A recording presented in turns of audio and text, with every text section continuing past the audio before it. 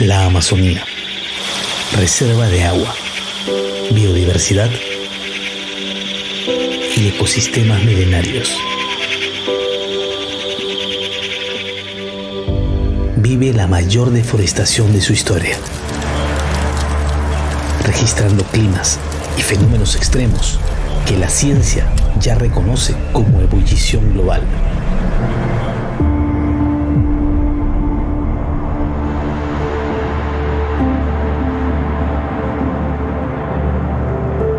Pero la tecnología y la ciencia son nuestras aliadas para conservarla hacia el futuro.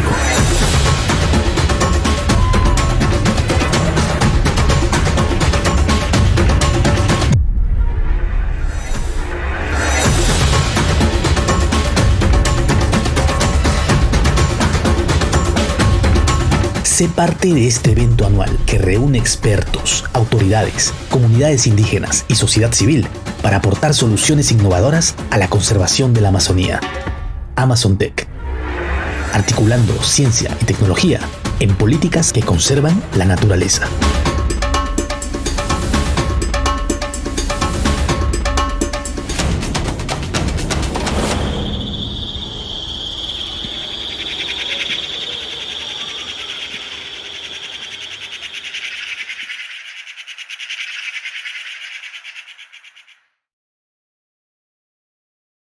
Welcome. Today we start the second session of AmazonTech 2023, Artificial Intelligence and the Geospatial Revolution to Avoid a Boiling Amazon. I'm 𝗵𝗲 Gutiérrez, Executive Director of Conservación Amazónica ACA. We are almost 24 years of work with authorities, indigenous people, scientists, and civil society to conserve the Andes Amazon of Peru.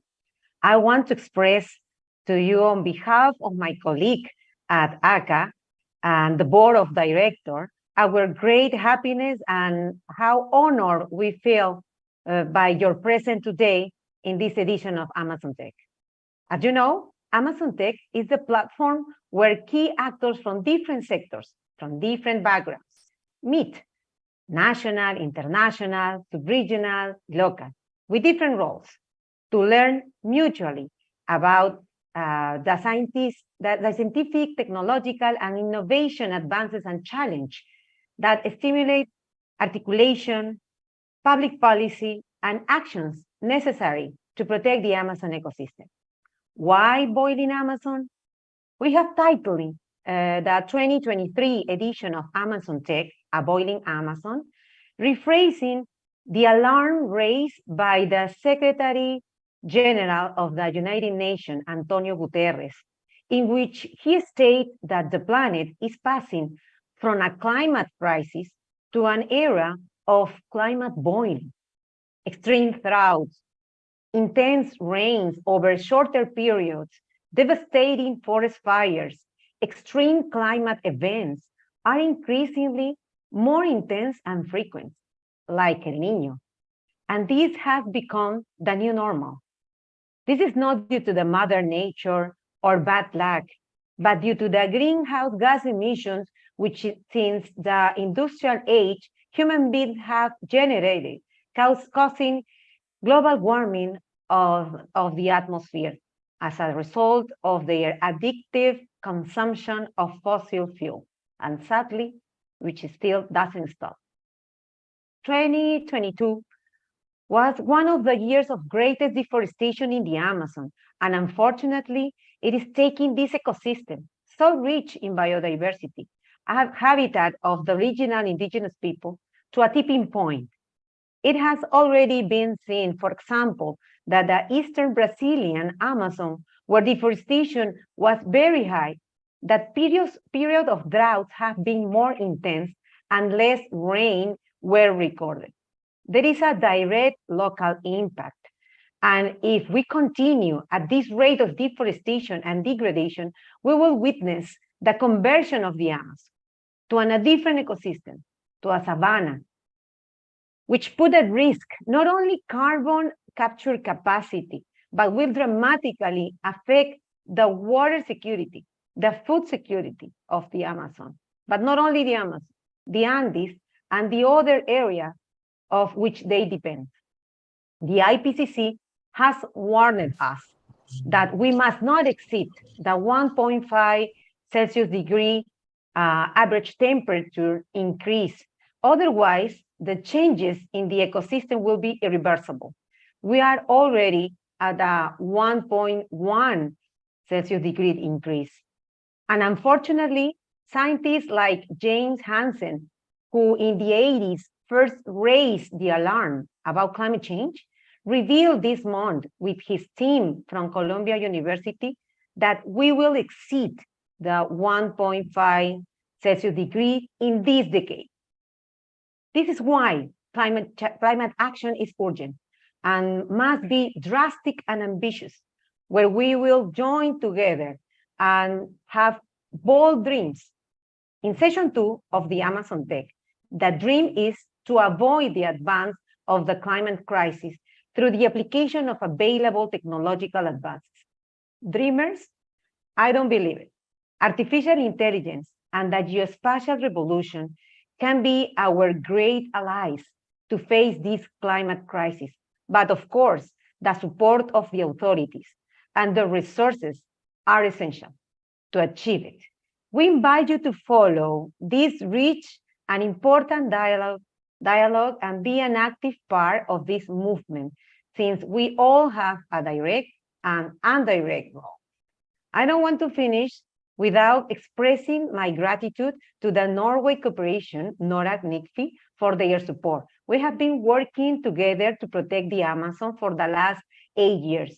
Also, I want to thank to Servir Amazonia program, a joint initiative of NASA and USAID, and our sister organization, Amazon Conservation, who make Amazon Tech 2023 possible. I want to introduce to you someone very special who has made a great impact in the Peruvian Amazon and someone who I personally admire very much. She is Fabiola Muñoz. She is a prominent lawyer and master in social policy. She was Minister of Environment, Minister of Agriculture, and the Executive Director of 𝗃𝗏, very recognized for her achievements in Peru. She is the coordinator of the Coalition for Sustainable Production in Peru, and also she is a member of the board of Conservación Amazónica. She continues to be an influential figure in the environmental field. Thank you, Fabiola, to conduct the session today. The floor is yours. Thank you, Maria Elena. And good afternoon to all the people who is listening us and has the opportunity to participate today. Thank you so much for this opportunity. It's my pleasure today to present Thomas Rhodes. He is the director of the regional office in USAID, Peru. And Thomas Rhodes currently oversees the regional environmental office at the USAID, previously serving as a USAID environmental officer in Ecuador. He has recently redirected his attention to focus on infrastructure and agricultural development in IT, South Sudan, Afghanistan, and Jordan. Furthermore, he took charge of USAID mission in Moldova.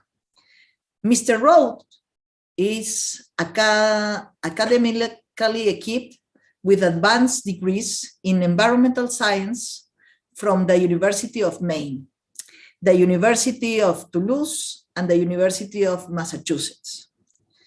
Please, Mr. Rhodes. Good afternoon, distinguished guests. I'm honored to open this second session of Amazon Tech on behalf of USAID. We're all looking forward to learning more about harnessing innovation and technology to address the crisis facing the Amazon basin. We all know the threat. Illegal deforestation for agriculture, timber, and mining poses an existential danger to the Amazon. And if the Amazon ecosystem collapses, it will be impossible to meet our global goal of limiting warming to 1.5 degrees. And devastating droughts, floods, fires, and storms will ravage natural and human communities around the world. The whole Earth needs a healthy Amazon, and I'd like to thank Amazon Tech organizers, our speakers, and our panelists, and each of you in the audience for your work to conserve this region. You may know the expression, the difficult we do immediately, the impossible will take a little bit longer. The problem is that we don't have that extra time for the Amazon. What we do have is artificial intelligence and new geospatial technologies for real-time detection and predictive analytics of environmental crimes, for modeling extreme weather risks, and for tracking legal timber and gold through their value chains. USAID is committed to working with local and international partners to apply these tools to climate mitigation and adaptation. A flagship program of ours is 𝗴𝗲𝗶𝗹𝗶, which we jointly implement with NASA. 𝗴𝗲 is harnessing leading-edge geospatial data and tools to improve environmental monitoring and decision-making. We're proud to support partners like ACA in their work to track deforestation and inform conservation strategies. To implement USAID's new geospatial strategy, we will continue expanding access to geospatial data and strengthening capacities to use it for development, conservation, and humanitarian assistance around the world. Amazon Tech helps us to understand the potential of these tools. Creative technology is overwhelmingly important. USAID applauds the inventive spirit behind the approaches we're going to discuss tonight and the partnerships, innovation, and growth that will protect the Amazon's natural wealth and support its people. Thank you very much. Thank you so much to Mr. Rhodes. And I take a note. And I am thinking, working together, it's not impossible.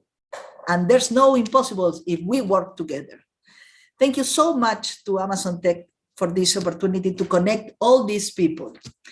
It's my pleasure in this moment to present a friend, 𝗏𝗏𝗃𝗁𝗁, Director of Norway's International Climate and Forest Initiative, NICFI, and Deputy Director General in Norway's Ministry of Climate and Environment. Brings a wealth of experience to our event. His journey includes leadership in an Indian solar energy startup, climate policy, consultancy, and contributions to the World Bank, with a Master in International Studies from Johns Hopkins University, and a business in international business from Copenhagen Business School. He's been recognized as a Sustainability Science Fellow at Harvard University's Kennedy School. Today, we're honored to have Mr. 𝗏𝗏𝗃𝗁𝗁, a distinguished leader whose expertise will enrich our discussions. Please join me in welcoming him. Dear friends and partners and allies in the joint effort to protect the tropical forests of the world, thank you for letting me speak to you in the Amazon Tech Conference. I heard there was a great event in Lima last week. Unfortunately, I wasn't there, but I hope you had a good outcome and will continue today. We're in the midst of preparing for COP28. And of course, as you know, we're already feeling the global climate impact. And we see that in the severe droughts in the Amazon in the last couple of weeks. And we're going to Dubai with one clear message, that we cannot meet the Paris targets without stopping and reversing the destruction of tropical rainforests. And vice versa, we cannot protect nature unless we meet the goals of the Paris Agreement. Climate and nature are in very much a combined effort, and the world needs to wake up to this cause. I'm the director of NICFI, Norway's International Climate and Forest Initiative. Our mission is to support efforts to reduce deforestation around the world. We've spent $5 billion on this cause over the last 15 years, with many of you in the room, many of the tropical forest countries and civil society partners. We work on two efforts. One, primarily supporting directly through bilateral partnerships and multilateral efforts, the efforts of tropical forest countries to reduce deforestation and meet their NDCs and nature goals. We also support global carbon markets to further incentivize these efforts. And we have expanded our work over the last 10-15 years to also address directly global drivers of deforestation, from global commodity supply chains, financial markets, and international organized crimes. Also expanded our support directly to indigenous peoples and local communities beyond what we do through our bilateral partnerships. And lastly, and critically to this conference, our investments over the last years in global transparency and technology to improve the knowledge of tropical forests and what drives deforestation, and how to empower communities and different actors eager to protect forests with these tools. Transparency tools, they support all our strategies. They support the governments to improve land use policies, assess what works and what doesn't, helps their spatial planning, helps their law enforcement, helps them provide incentives to actors that need to change behavior and to benefit from efforts to protect forests. It helps indigenous peoples to uphold their rights, to monitor threats to their territories and communicate with law enforcement or authorities and civil society threats to their territories. It supports the development of carbon markets. It supports countries to measure carbon and access increased finance. And of course, it supports the efforts of companies to reduce the footprint of their commodity supply chains and investors to track their portfolios for deforestation risk. So this part of our strategy that you are a very important part of at this conference supports all our strategies globally. We started out supporting the Global Forest Watch program at the outset with the USAID. I think Google Earth is there, and a number of other partners that you work with. That has revolutionized the access to data and information about what happens in the tropical rainforests.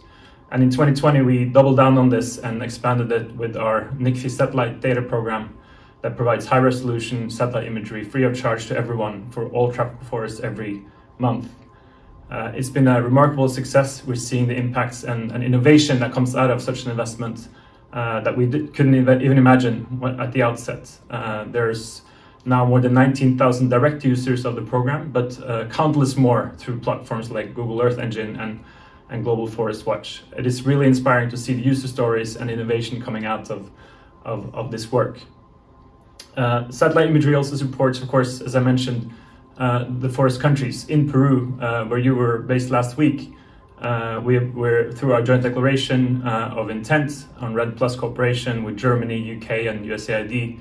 We're supporting the authorities with forest data, including for use for measuring deforestation and for acting on illegal logging and interlinked challenges. For forest crimes in particular, improved data and collaboration with civil society is critical. We've launched a Nature Crime Alliance where we're trying to mobilize alongside other countries, governments, civil society, and increase collaboration and on using intelligence for fighting organized transnational forest crimes. We're really proud of the support and the partnership that we have with many of you in the room and civil society partners in Peru, in Ecuador, like Amazon Conservation. We enjoy your monthly maps, and we hear that they've been widely used, and with many other actors in this field. So I really wish you a fruitful discussion today. And a long-term fruitful collaboration to our common cause in the years to come. Thank you very much. Thank you so much to all the friends like our friend Andreas in the 𝗃𝗄𝐺 cooperation in NORAD, for all the effort and the commitment that they have with the country and especially with the Amazon. Now, I want to say thank you, and a special thank you for all the other actors, all the other institutions that help us to organize this Amazon Tech 2023. This event, it's organized by Conservación Amazónica, ACA, with the valuable support of the Norwegian NORAD and NIDFI cooperation, like I mentioned, but they are not the only ones who help us. In this edition, in collaboration with Amazon Conservation and Servir Amazonia, a joint initiative of NASA and USAID, and in our first session, we also have the support of state institutions such as OSINFOR and CERFOR. We are really happy with that. In addition, in this session, also supporting us are allied organizations such as Ecociencia, Conservación Amazónica, Bolivia, Google Earth, Universidad Federal de Acre, World Resources Institute, Sustainable Amazon Foundation, FAS, Smithsonian Conservation, Biology Institute, among others that have joined this great Amazon Tech platform. And it's really important to know that in this moment, we are now live via our social media and that of our strategic allies. We invite those participants who are connected online to comment and share using the hashtag AmazonTech2023. Also, we invite you to pay attention to ACA's social networks because we have a free gift of a package to one of our eco lodge, 𝗴𝗃𝗁𝗃, or Manubio, located on the Manu route in Cusco. If you never visit 𝗴𝗃𝗁𝗃, this is the time to go, and has a really, really interesting and extraordinary experience. It's a nice place. In this moment, we are going to begin the next segment that we have. This is the segment with the presentations. And in this moment, I want to introduce our first person. It's really, really a special person for us. And Dr. Foster Brown, environmental geochemics and leading scientists merge ecological and social dimensions. This is so important. In his research on global environmental change and sustainable development in the southwestern Amazon basin. Woodwell Climate Coordinator for Climate Change and Land Use in the Trinational region. He leads the monitoring of impacts on air quality caused by deforestation fires with more than 2 decades of experience in Brazilian universities. He is a leader in environmental research and community action. I have the pleasure to present Mr. Foster Brown. Fabiola, muito obrigado. Oops, sorry. Fabiola, thank you. And I would like to thank the organizers for the honor to participate in this important meeting. I'll be speaking on the role of the Amazon, the regional climate, in times of global boiling. I live and work in the Brazilian southwestern Amazon and feel the impact of climate change here. I've also taken the liberty to use artificial intelligence to provide some visual interpretations, as you can see in this image from ChatGPT-4. Next, please. Indigenous peoples have occupied this part of the region of the Amazon, particularly for the last 8,000 years. And what you're seeing here are some geoglyphs close to Rio Branco, the testament to this. And it's important to remember and honor and acknowledge the presence of these indigenous peoples over time. Next, please.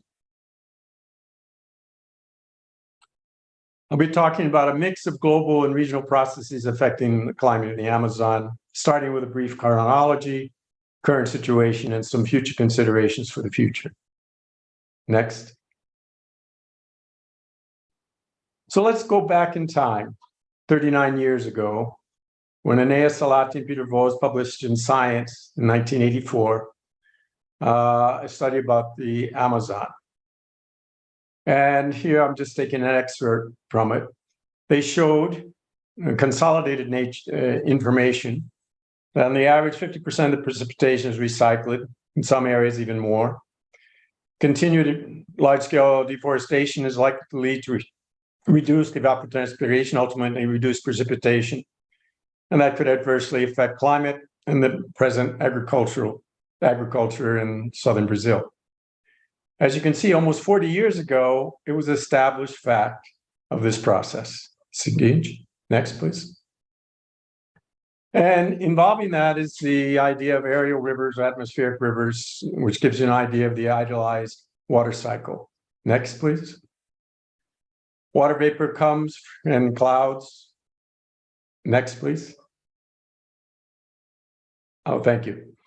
Water vapor and clouds come in, and then we have rain with evaporation taking place, and transpiration from trees in the eastern Amazon, continues to the western Amazon, where the influence of the Andes changes the course of the river, and it heads down to the southeast to southern America, South America.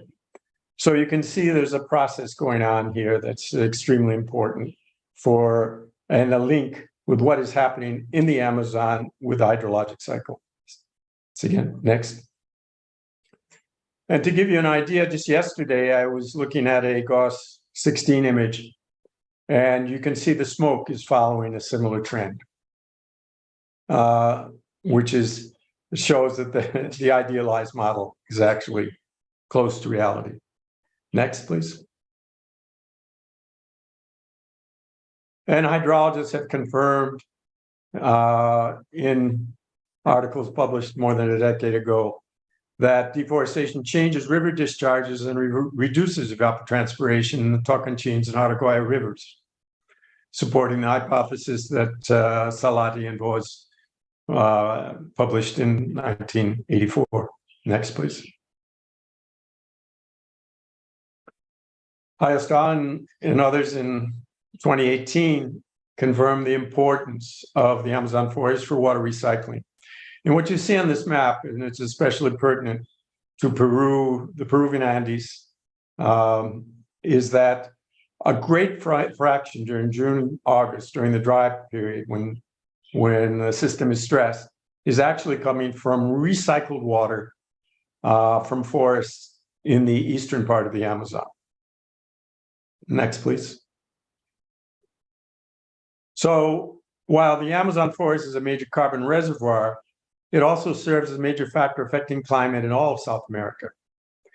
Forest evapotranspiration is not only a water flux, it is also a heat transfer mechanism that cools the forest several degrees Celsius below the temperature in deforested lands. And as we look for solutions, reforestation is one way to reduce the rate of temperature rise in the Amazon region. Next, please. Well, let's go back in time to 1991, 32 years ago. And Carlos Nobre forecast the collapse of the southern Amazon forest in an article in the journal Climate. And just to let me read it. These results suggest that a complete and rapid destruction of the Amazon tropical forest could be effectively irreversible in the southern part of Amazonia. Changes in the region's hydrologic cycle and disruption of the complex plant-animal relations could be so profound that once the tropical forests are destroyed, they may not be able to reestablish themselves. This is the collapse of the forest. Next, please. And there has been evidence that that process has already begun. This was a publication a couple of years ago. And it says, we found that more than 3/4 of the Amazon rainforest has been losing resilience since the early 2000s. And it's being lost faster in regions with less rainfall and in parts of the rainforest that are close to human activity. Provide direct empirical evidence that the Amazon rainforest is losing resilience and is risking dieback. Next, please. 𝗵𝗃𝗁𝗂 and colleagues have made a point of how things have been changing. In this case, the dry season in southern Amazon has been expanding. And you can see in this graph that from 1951 to 2017, particularly at the end of the dry season, has been expanding almost by a month. Next, please. Temperatures have also been rising, and as you can see, El Niños have a way of ratcheting that up, and that's what we're experiencing right now. Next, please. So let's look at the current situation. We've been knowing this for decades, that the situation would come to where we are now. Next, please.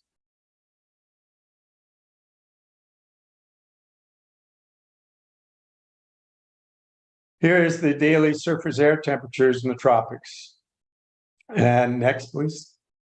You can see from the end of June, we're in a new category where the temperatures, the black line of the current average temperatures, are beyond anything that has happened in the last 44 years. So we're in uncharted territory in terms of this year and in terms of temperatures in the tropics. Next, please.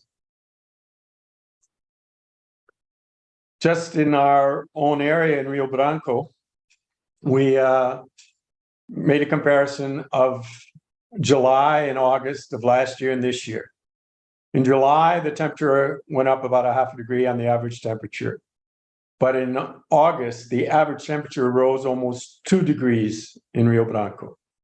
And when we look at the average maximum temperature increase, it increased by more than 3 degrees.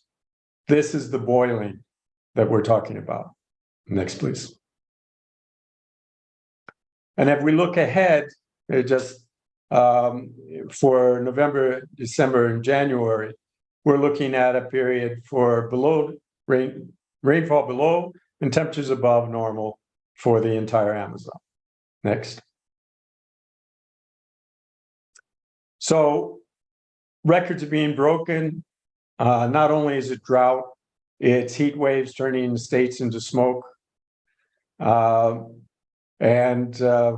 we have records being broken all the time. Next, please. So consideration for the future. Next, please. Beware natural climate extremes like mega El Niños. They've impacted indigenous cultures, affected countries around the world, caused fires in the Amazon, and these will also occur in the future just to make things more complicated. It isn't just human impacts. Next, please.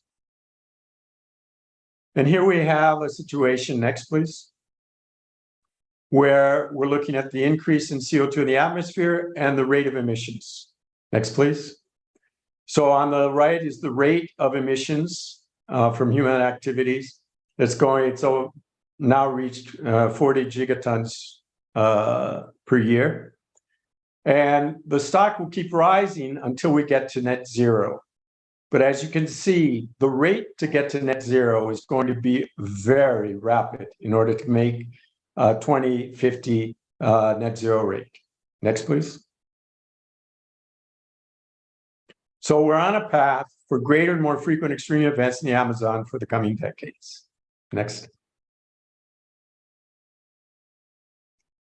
If that wasn't bad enough, as was mentioned earlier, James Hansen has published an article recently in the beginning of November saying that we'll probably reach 1.5 of global temperature before 2030, and probably we're reaching 2.0 degrees before 2050. Next, please. Using a jigsaw puzzle as a metaphor for finding solutions, the most important pieces are the ones that are missing or are not linked to one another. Next. It's very easy to make the list: stop deforestation, restore forests and degraded lands, control wildfires, and reduce greenhouse gas buildup in the atmosphere.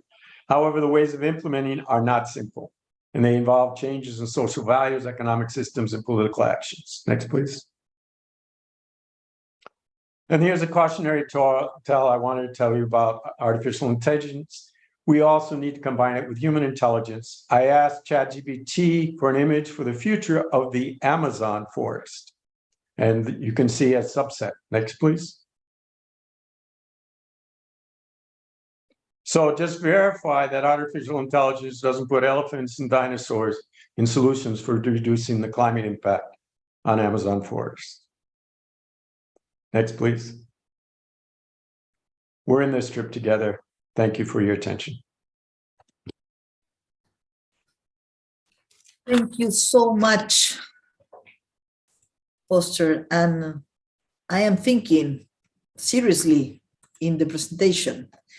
I don't know you, but it's really hard to listen that we know a lot of these things years and years ago. Some information, some data that Carlos Nobre mentioned 32 years ago. 32. And we are waiting for solutions. Talking about the collapse of the Amazon forest. The key role of the Amazon forest in water recycling. This is one of the most important things and one of the most difficult things that we need to confront, because if this is so important, why the decision makers in the different countries don't take the decisions that we need to survive? Losing resilience. Net zero is hard. It's a hard goal, but we can do it if we want. And we need to talk about and increase our commitment. And like Foster mentioned, stop deforestation. This is one of the most important things that we need to do now. It's my pleasure to present our next presenter here. And I want to introduce Matt Finner. He's an authority on the development of reports and threats to the Amazon. Through real-time satellite monitoring of deforestation and fires, in 2015, he launched the MAP project with Amazon conservation, generating more than 200 high-impact reports on fires, illegal mining, logging, and more and more and more. His leadership is not only reflected in the use of advanced technology, but also in the transformation of technical discoveries into effective political actions. I want to say thank you to Matt, because I used that information when I was in CERFOR and in the Ministry of Environment. Working closely with colleagues in Amazon countries, with a doctorate from the School of Biological Science and Washington State University, Matt dedicates his career to Amazon conservation. It's a pleasure, a personal pleasure for me to present Matt Finner. Thank you, Fabiola. Though I'm a little depressed coming after Foster. That was a bit sobering. Unfortunately, I don't have much happier news. I'm gonna, we didn't coordinate this, but I'm gonna build off of a couple of the themes and messages that Foster was talking about. I'll go in a little bit more detail. Hope to end on a somewhat positive note as well. So I'm gonna focus particularly on this concept of an Amazon tipping point. If we were all in a room together, I'd ask, everyone to raise their hand if they heard about the Amazon tipping point last month. So I know I maybe I'm in a bubble, but I hear about it constantly now. It just seems like it's an increasingly emergent theme, and we have a somewhat unique view of the tipping point, and I'm just going to get into that a little bit here. Oh, next, please. Hitting the next one. Next, please. And actually, oh no, back one. And I'm actually going to talk about, from my perspective, there's actually at least multiple, well, at least two tipping points. So there's the a tipping point, but I'm going to argue that there's actually two different but related tipping points. And I'm going to get into a little bit of our unique view on both of these tipping points. Next, please. So yes, I would argue that there's actually two tipping points. The first is the classic, the original shift from the rainforest to savanna. And we recently published a report on this, I'm showing here on the right. And we gave somewhat of a unique view of the Amazon tipping point. And I wanted to walk through that a bit because I really haven't seen others with this angle yet. And so I really kind of wanted to just walk through it with everyone and just kind of give our unique take on the tipping point. Okay, next, please. Okay, as Foster was explaining the general concept, back, so you're going too far. Okay. Yeah, you can go back one more, please. Okay, well, that works.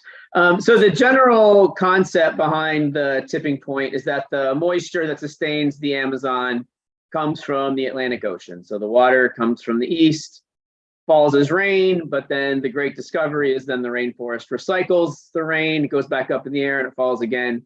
And then this rain gets recycled 5-6 times at least from east to west. And so you have this water from the ocean basically sustaining the rainforest thousands of miles away deeper into the rainforest.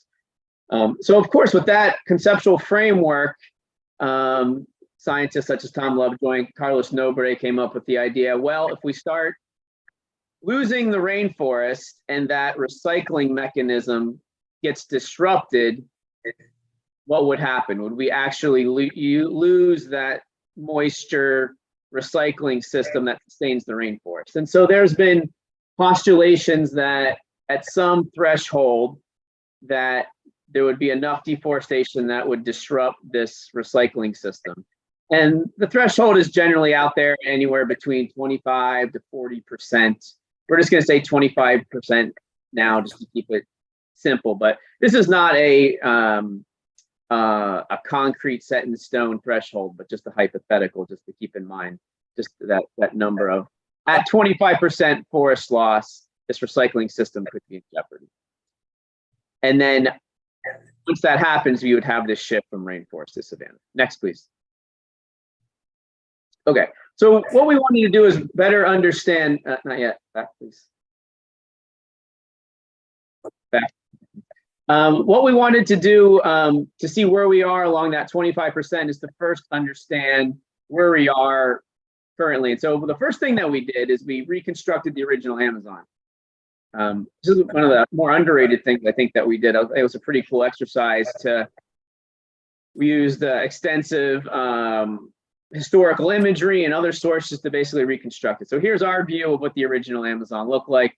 You can see there's only 3 categories because humans weren't there yet, or at least European settlement was. There were humans there, but not causing deforestation. So you just had forest in green, non-forest, meaning like savannas in gray, and then the blue in water. So this is the original Amazon.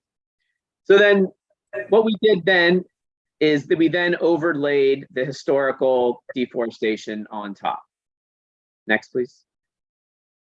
And so the historical deforestation, as you can see in red, and by our calculation, we came up with 13%.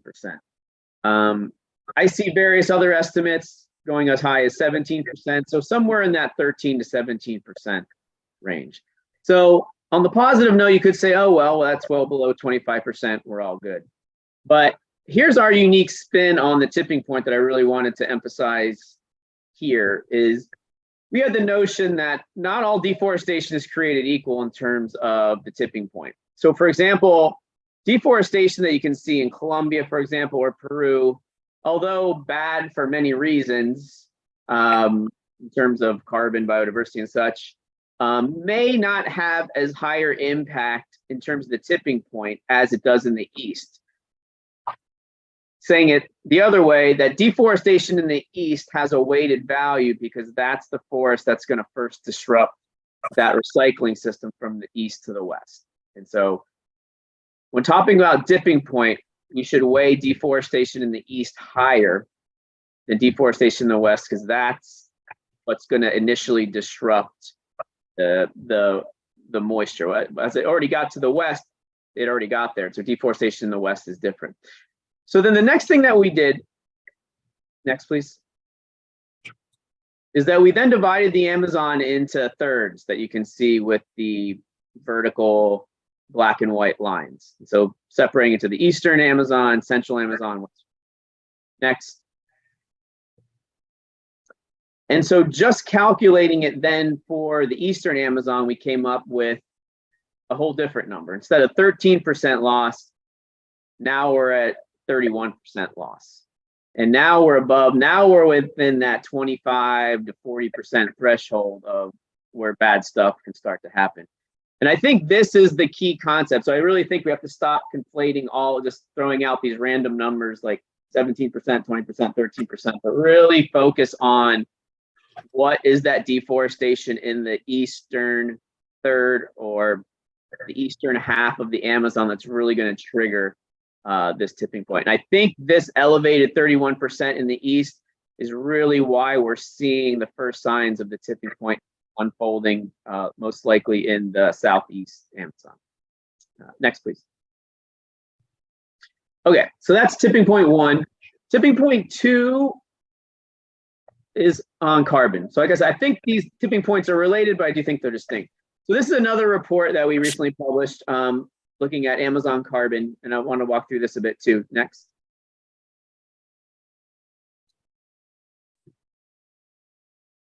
Okay, so here is data produced by Global Forest Watch that the green and red is actually carbon flux. So the amount of carbon that the Amazon is emitting versus absorbing. And so everything in green on this map is areas of the forest that the Amazon is a carbon sink. So over the past 20 years, this is 2001 to 2020, parts of the forest that have taken in more carbon than they released. That's the green. Anything in red are areas of the Amazon that have actually released more carbon than they've taken in, so a carbon source. Next. So these data, along with another independent study, help reveal this shocking discovery that the Brazilian Amazon as a whole is now a carbon source. Next. Whereas the entire Amazon is still holding on as a carbon sink. And so similar to that tipping point from a rainforest to a savanna, I also fear we could have a tipping point from when the Amazon tips from a permanent carbon source to a permanent carbon sink to a permanent carbon source. And you can see how they're related. If we do go from a rainforest to more of a savanna, and then all of a sudden the Amazon starts emitting more carbon than it absorbs, you can see these two tipping points can be related, but I do feel they're distinct in certain ways. Next. Okay, so we have these two tipping points. Next. So then I was going to conclude here with, okay, so how can we avoid these tipping points? And that is, my list is similar to Foster's, and I do have a longer list, but I was just going to go through a quick couple parts of the list here. Next. So first, I think it's really important that we really start to or continue to view the Amazon as an entire system, a holistic picture of the Amazon, and not get too siloed into Brazilian Amazon here, Peruvian Amazon here, but really looking at the Amazon as this system particularly as we just showed how the Western Amazon really depends on the Eastern Amazon for moisture. Next. And looking at this deforestation map, I'm really always intrigued by southern Peru, for example, which you can see is just pure, really anchored by primary forests, national parks such as Manu National Park and uncontacted industry reserves, a strong carbon sink. But you can see what's to the east of it, and Foster really alluded to this a bit, that all of that deforestation, and I can't help but wonder, as that moisture flow gets disrupted from the east to the west, how in seemingly intact, remote, isolated areas such as Manu National Park in Peru could be ultimately affected by something such as the tipping point. So really important to look at this Amazon-wide, Amazon as a full Amazon-wide system. Next. Secondly, I concur with Foster, the stop deforestation, throw degradation in there, stop deforestation and degradation. And I really show that this is a somewhat encouraging image. This is one of the most recent cloud-free monthly mosaics that we heard about in the beginning from 𝗃𝗃 about these monthly cloud-free mosaics. But there really is there is still a core Amazon, as bleak and gloomy as all the news sounds. Everything in dark green still is that core Amazon. So there still is time. There still is this core Amazon. It is really banged up in the southeast. You can see all the brown, for example, but there still is a core Amazon. There still is time to do this. And the best news yet is this core Amazon really is anchored by a extensive system of protected areas and indigenous territories. So there still is a lot of potential there. No, next. And third, just to conclude, utilize technology. And I was going to give a long list of some of the big AI initiatives that I'm really a fan of now. Have to do with the Amazon, but I was told to leave that to the later speaker. So I was just going to say, I was just going to leave with some interesting data sets. For example, this is an interesting data set from NASA. This is the 𝗔𝗿 data, which is the laser beams above the International Space Station. So this is carbon. This is above ground biomass, which can be your proxy for carbon. So you can see the lines. This is what the lasers detected. So you can see with the green, the light green, the dark green, the purple, the abundant, not only do you still have that core Amazon, but it's still very rich in carbon reserves. And finally, next. And independent of that, of course, the colors, they had to reverse the colors on us, but now the yellow is the peak carbon. But the satellite technology company Planet just this week released their new carbon. This is a 30-meter resolution carbon product. And it kind of fills in a lot of those laser gaps from the 𝗔𝗿. And again, really just shows in the bright yellow the highest carbon reserves. And so really, for example, really using tech to give this alternate view of the Amazon, especially instead of just looking at it as a bunch of trees, you can look at it as this abundant carbon reserve, and it's kind of artful in a way. And so I just think technology, in addition to giving us better ways to monitor and detect and track things, can also give us these alternate views of looking at the Amazon. So I look forward to hearing what some of my colleagues say about using tech and AI as well. But I believe that was my last slide. Thank you.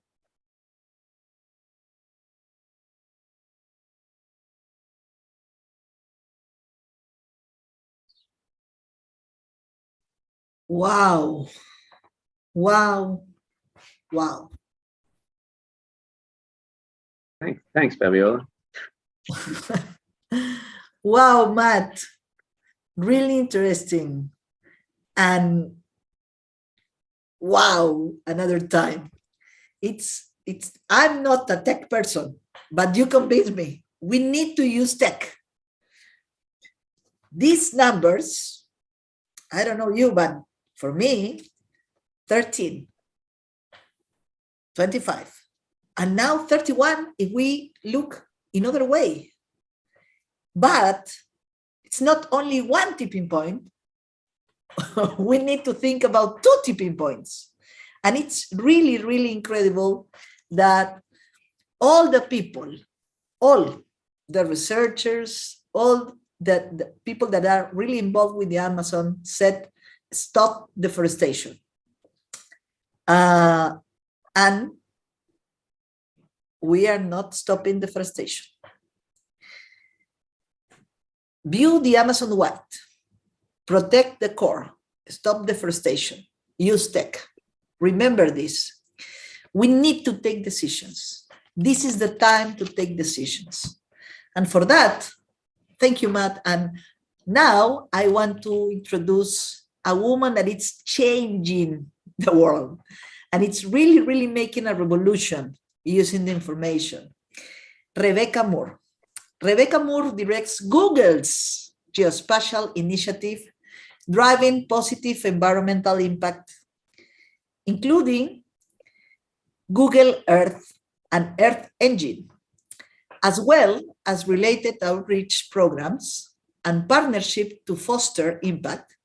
She initiated the development of Google Earth Engine in 2009 as a planetary scale cloud platform bringing an unprecedented amount of satellite data online for the first time, together with petapixel scale computation and enabling data science to easily derive actionable insights about our changing planet in 2018.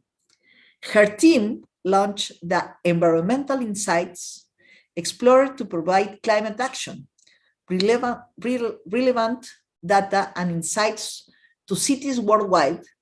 Rebecca also conceived and leads the Google Earth Outreach Program, which supports nonprofits, researchers, governmental institutions, and communities in applying Google's mapping tools to the world's most pressing problems affecting people and planet. It's really a pleasure to introduce Rebecca Moore. Please, Rebecca. Thank you, Fabiola, and it's really a pleasure to be here with you all, even though this is a very sober discussion about the boiling Amazon. I'm actually, as much as I take pride in being a tech nerd, I'm a little intimidated by the expertise of the speakers before me. I very much appreciate that no one sector can solve these problems. It can't just be scientists, it can't just be government, it can't just be industry changing their practices, it can't just be tech, it can't just be communities, it takes all of us. And again, it's been a pleasure to hear from some of our partners, like Andreas of NICVI and USAID, NASA Severe. So much respect for Matt and Foster and the work they do. So with that, we're going to step back and we're going to talk about the geospatial side of this. Next, please. And why it's a time of revolution and why we need it to be a time of revolution. So we're looking here at a time lapse of Mato Grosso from 1984 through 2022. And, unfortunately, as many of you know, this is happening in many regions around the Amazon. And next, please. As Matt was just talking so eloquently about, because of this, we're hitting tipping points. We're hitting tipping points, in the forest itself. We're hitting tipping points in carbon. The first big news that I was aware of this was in 2021, when we hit the tipping point where the Amazon became, at least for a period of time, a net source rather than sink of carbon. And now that's becoming ever more common. Next. So we have a problem, but there's massive amount of data that we can use to address this, to gain insights and generate actionable information that can guide better decisions. And so one of the cores of this is is the NASA program of satellites, including the Landsat mission, the longest Earth observing mission in history, starting in the early 1970s. Next. The European Space Agency has launched an incredible suite of the Sentinels as part of the Copernicus program. Next. The challenge is that historically, over the past few decades, the incredible imagery and pixels data collected by these instruments goes on to tapes. This is the USGS in South Dakota. So going onto tapes in vaults and locked up and very difficult to access. And so in many cases, many of the images collected had never actually been interpreted or analyzed by anyone. Next. And so I see what the beginning of the revolution really was when NASA and USGS had not only collected all this imagery, but they elected to change the data policy in late 2008 and make all the Landsat imagery free. And then the European Space Agency, when they launched the Sentinels, the Copernicus program, they did the same thing. So now petabytes of data, very valuable information, was free for the first time. And meanwhile, now you have constellations of small sats like Planet. They're collecting aerial imagery with drones. There's all kinds of in situ mobile sensors.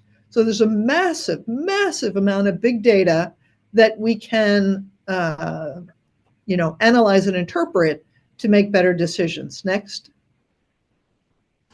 But the challenge here is dealing with this. It's just a brutal amount of data, billions of megabytes of data that normal desktop computing, which has been the paradigm for remote sensing, you cannot do this type of data processing on a desktop. Next. So when scientists approached me and my team in 2009 and said, we're losing 1 million acres of the Amazon every year, much of the deforestation that's happening is illegal. We have the science, the remote sensing science, to have a virtual alerting system, but the problem is it takes weeks or months to run on a single computer. Google, could you help us, right? That seemed like a very worthy mission. And so that was when we started the mission of Google Earth Engine to build this platform to support sustainability and resilience to climate change. Next. So we spent about a year and working with scientists on understanding the requirements. We launched Google Earth Engine first in 2010 at the International Climate Conference. It's really three things. It's a data catalog. So it's almost 100 petabytes at this point. It's updating every 15 minutes. We're adding about a petabyte a month of data from more than 1,000 sources, satellites, different instruments, different data sets. It's co-located with thousands of computers for parallel processing on that data. And really importantly, the third sort of magic aspect of this that helped create, I think, a revolution is this collaborative ecosystem of more than 100,000 organizations and people around the world that are actively using Earth Engine for these sustainability use cases. Next. And so what it looks like is instead of, this was a paradigm shift. Instead of going to a download site and downloading the data is already there for you, staged in the Google Cloud. Again, updating continuously. The dream is all the data sets you need at your fingertips, co-located with processing to derive those insights. Next. And again, I'm doing a little bit of history here, but then we'll go through to the present and where we're going. I think people were a little suspicious when Earth Engine first came out, because what is it? There had never been a cloud native planetary scale platform like this? Does it work? I think what really put it on the map, no pun intended, was when Matt Hansen of University of Maryland came. We met. He tested it in a few ways. He's like, okay, let's try it. He had built a MODIS global forest change, but he'd never been able to build a Landsat scale global forest cover and change map because the processing requirements were too great. So we did that project together, and that was published in 2013. The first global map of forest cover and change at 30-meter resolution. Next, please. And that was 1 million hours of processing. And it took, we ran it on 10,000 computers in parallel. It took 4 days and we had the result. On a single computer, it would have taken 15 years. So what we learned from this was it's having this kind of massive cloud computing at your fingertips. It's not about, oh, something that would take an hour you can do in a minute. It's more about, oh my God, I can do something. I can ask and answer a question that wouldn't have actually been possible before because it would have taken years. Next. And soon, building on the Global Forest Change data set, it's been a fantastic partnership with WRI to build Global Forest Watch. So Earth Engine is powering Global Forest Watch. And again, the data is streaming in continuously. And Matt Hansen's algorithm is now running just in time on Landsat data as it's collected and being able to generate the GLAD, what they call the GLAD alerts. And you're seeing this, this here. So it's both annual and continuously alerting. Next. This is data from WRI about Global Forest Watch, because for us, I'm like, yes, it's great. I'm glad our technology is useful, but is it actually making a difference in the real world? And obviously, we know that we still have terrible challenges of deforestation, many, many challenges. But it does sound like what we're hearing from these partners, that this type of alerting, this type of information does make a difference. When they get it into the hands of people like Matt Feiner and so on, it can make a difference on the ground. And specifically, they were reporting seeing a reduction in deforestation in indigenous territories in Peru, in the Congo Basin, as a result of the alerts coming out of Global Forest Watch.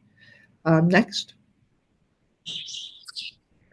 So with that sort of early, that beginning, we began to really take off. Earth Engine began to really take off. And now we have seen more than 20,000 scientific publications, Nature, Science, Remote Sensing Environment, all kinds of journals. A paper just came out 3 days ago. I'll come back to that in a minute.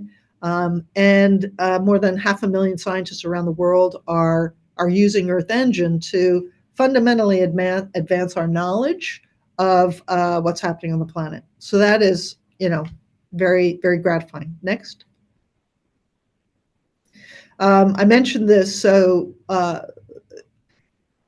what I am excited about is when Earth Engine is not only used to detect problems, but also when it is used to design solutions, to come up with prescriptions or ideas for where we can create change. And in this case, a paper that came out of Tom Crowther's lab analyzed every hectare on the planet and its suitability for restoration. And that paper was well received, but also had some controversy. So they've spent a couple years, and they just came out. I wish I had the link here, but a paper came out in Nature 3 days ago that is an update on this result, that basically confirms this result, and was co-authored by a number of leading scientists around the world. So please, take a look for that. Next. And what we're excited also to see is when the science turns into application, into real world operational use. And so this same methodology is now powering a platform called Restore that is supporting more than 100,000 restoration projects around the world. And next, please. This is an NGO. And they're looking in, detail not only at forest, but also carbon and other co-benefits like biodiversity impact and so on of these restoration projects, and really helping to support the viability of these projects. Next. I wanted to highlight 𝗵𝗶𝗶𝗶𝗹, which was born in Brazil, but is now a global network. I understand there's 𝗵𝗶𝗶𝗶𝗶 Peru, 𝗵𝗶𝗶𝗶𝗶 for every country of the Amazon. It's now spreading to Southeast Asia. And this is a network of scientists, each of whom are expert in their own biome, and they come together to create really authoritative and locally relevant land cover maps and alerting on change. And one of the very savvy aspects of, or effective aspects of 𝗵𝗶𝗶𝗶𝗶 in Brazil is it's now the technical legal foundation for enforcement of the law in terms of getting loans or rural, I think it's called the Rural Credits Program. And if 𝗵𝗶𝗶𝗶𝗶 reports indicate violation of the requirements for environmental practices on a property, the loans are now being denied or blocked. And more than 1,000 loans have now been stopped as a result of 𝗵𝗶𝗶𝗶𝗶 reporting. Next. I mentioned it's a fantastic kind of South-South collaboration that's happening now with Indonesia, where Indonesian scientists are using the same methodology. And again, because it's all in the cloud, all of the methodologies, the data, the best practices and so on, it's all in the cloud. So it's very easy for a new technique to be adopted in other regions. Next. A few other examples, not forest related, but I'm very impressed by the work of the 𝗃𝗃 group. NASA's part of this, Environmental Defense Fund, Desert Research Institute. They brought together the 6 leading scientists and algorithms for evapotranspiration, basically measuring the uptake of groundwater from plants. And they created an ensemble approach because each algorithm was better than others in different ways. They created an ensemble. The ensemble is better than all of them. And then now each of them is also getting better. The scientists are learning from each other through this cloud-based technique for ensembling their methods and seeing what's working best. So it's helping to accelerate the science, I guess, is what I'm excited about here. Next. Map of Life is a long-time project out of Yale University, which is using Earth Engine, bringing together different data sets to map species richness, habitat range, and it's the indicators that the platform are generating have now been adopted by UNCBD as part of the UN Global Biodiversity Framework, which will help to support the 30 by 30 movement, if you're aware of that. So again, there's just a variety of these kinds of applications. Next. Many partnerships, we're excited about the Norway NICVI partnership with Planet to bring data to bring the Planet data to organizations all over the world in Earth Engine. This is a partnership with UNFAO. We started in 2016. Next. And this is to help countries. They're doing many things, but next, please. But they've developed a tool called 𝗔𝗿𝗁 that is being used by countries to develop RED, jurisdictional RED programs. And this just, I found this intriguing. We're looking here at the temporal profile of 2 pixels because, Earth Engine manages data in time and space very well. And so you can see on the left the profile of, I guess it's an NDVI, but anyway, of a deforestation, a deforested pixel versus a pixel undergoing degradation. Next. So what we're seeing, what we've observed is the bringing together of the research, nonprofit, civil society organizations with the government and industry decision makers is extremely powerful because innovation is coming out of the NGO community. It's being adopted by governments and industry, and that is driving to effective, sustainable decision making. Next. As an example, Unilever, who's made a pledge to eliminate deforestation from their supply chain, and of course with EUDR, the European Deforestation Regulation, that's very critical.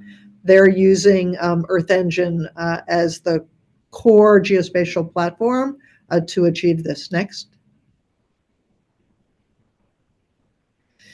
So jumping to AI, there are really interesting things that our partners are doing with Earth Engine and AI.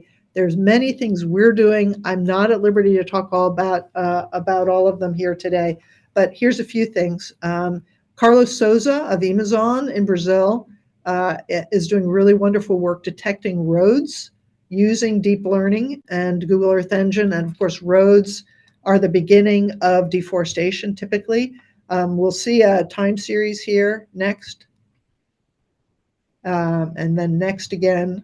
So each one of these is a period of time where it's a year basically. Next. So you're seeing that sort of herringbone network. And this deep learning algorithm is detecting roads in canopy that were not detectable by previous means.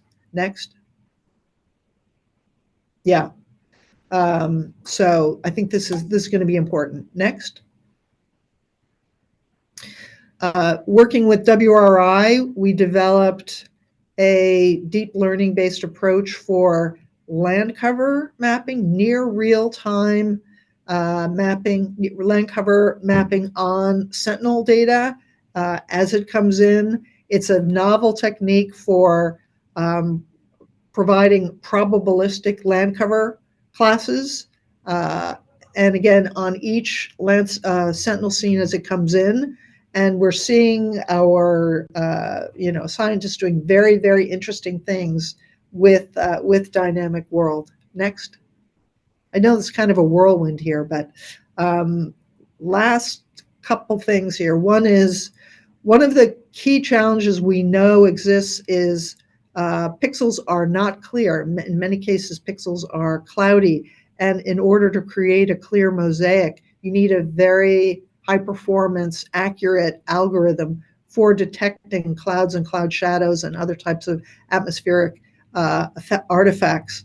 We just launched a new data set called 𝗏𝗏𝗃𝗏, which is a companion for Sentinel and gives a quality, we think the best quality score or measure of clarity of each Sentinel pixel. Next. So to kind of walk you through what this looks like, here is a Sentinel image in Easter Island. This is early June. Next, here is a visualization of the 0 to 1 cloud score assigned to each pixel, and thresholded in such a way that you can see what we view to be most clear, but you can adjust that threshold. Next.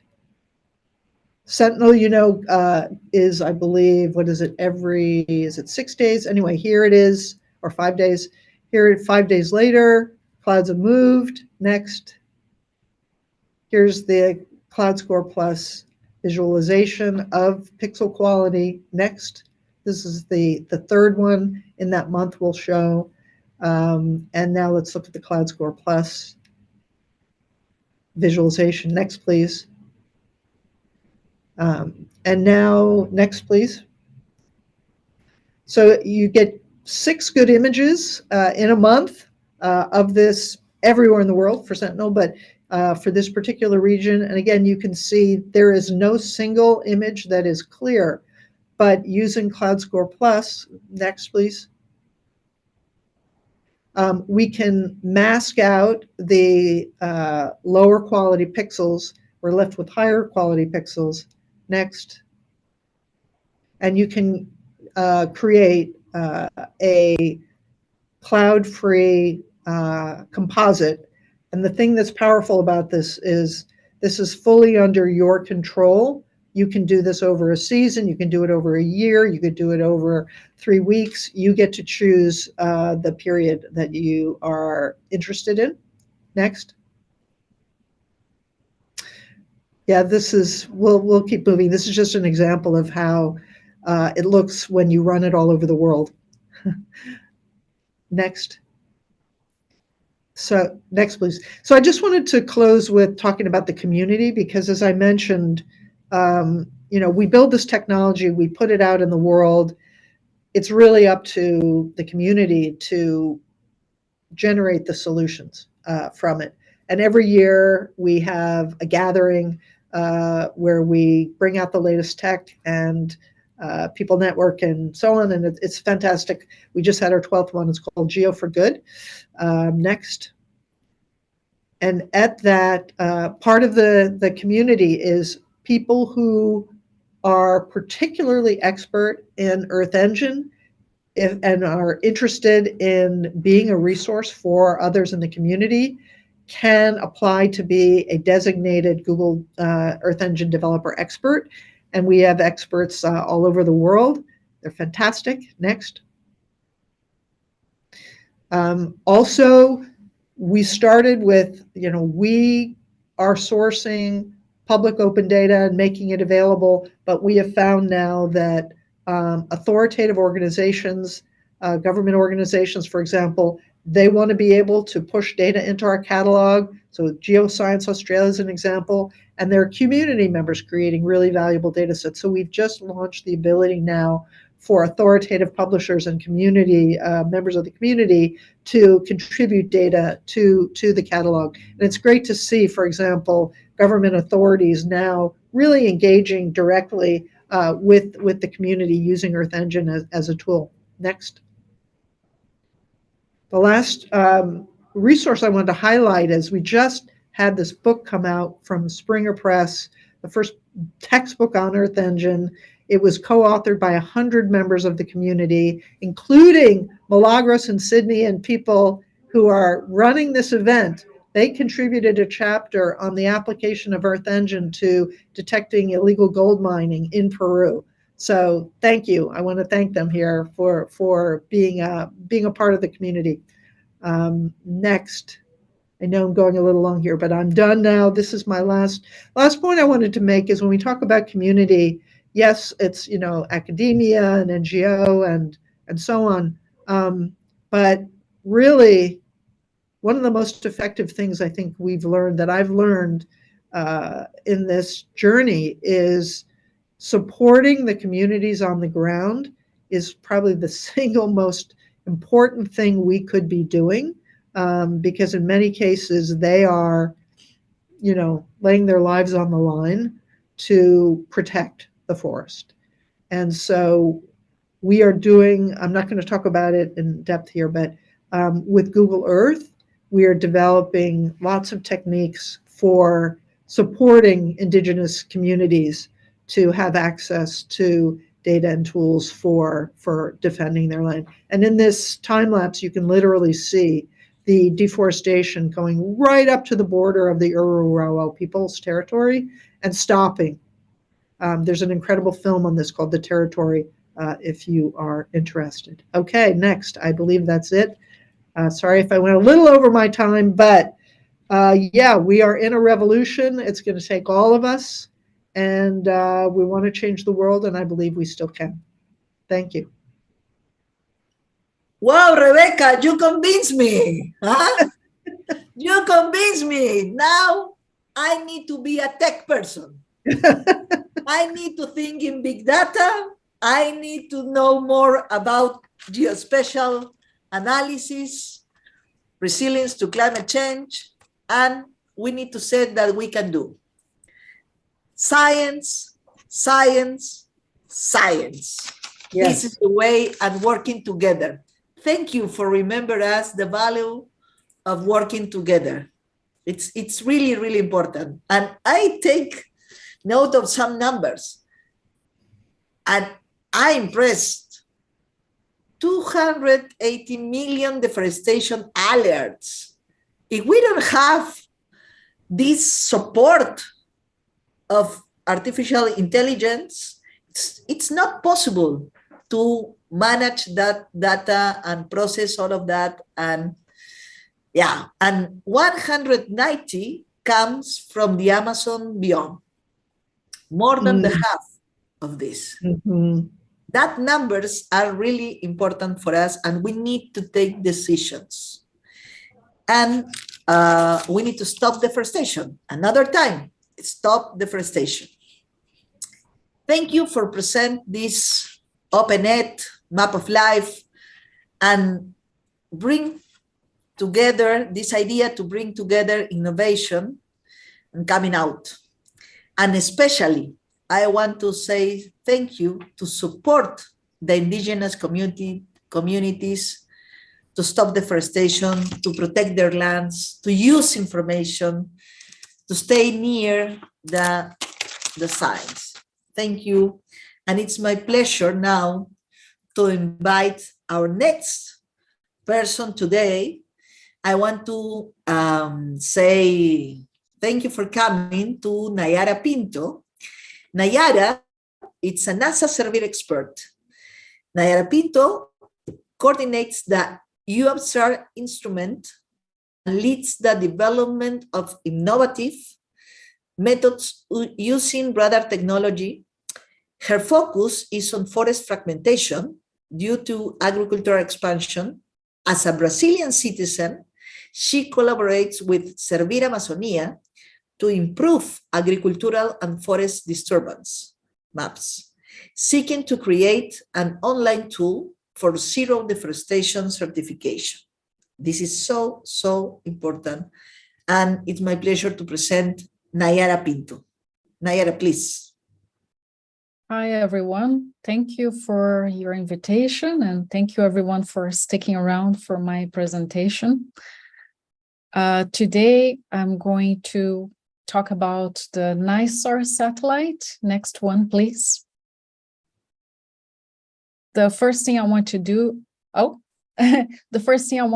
is to acknowledge my leadership and my colleagues at the 𝗔𝗿𝘁𝗶𝗃 laboratory in Pasadena.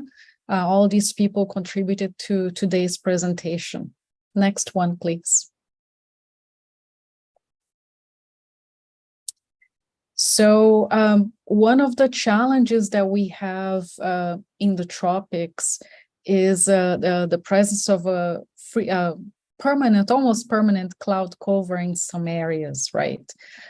So I wanted to talk today about NASA observations that are planned to start next year that can critically contribute to monitoring systems in the Amazon.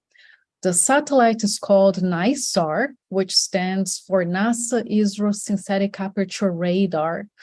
It's a collaboration between NASA and the Indian Space Agency, ISRO. And as I said, one of the big challenges we have is cloud cover in the Amazon. SAR instruments, they can overcome this problem by generating a microwave signal that can penetrate through clouds, thus providing an all-weather system. And here are some characteristics of the system.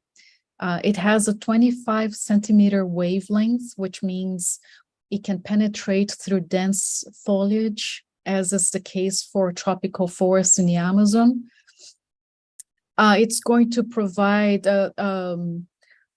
polarimetric images, which means we're able to distinguish different types of vegetation and disturbance. So this can be used for mapping land cover and also vegetation biomass changes.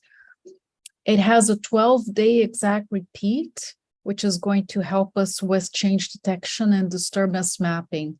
So every 12 days, you get a new image cloud-free. And some of you might already be familiar with SAR because there is a system called Sentinel-1. It's provided by the European Space Agency. The difference between NISAR and Sentinel-1 is that Sentinel-1 uses C-band, which means it has a 5 centimeters approximately wavelength.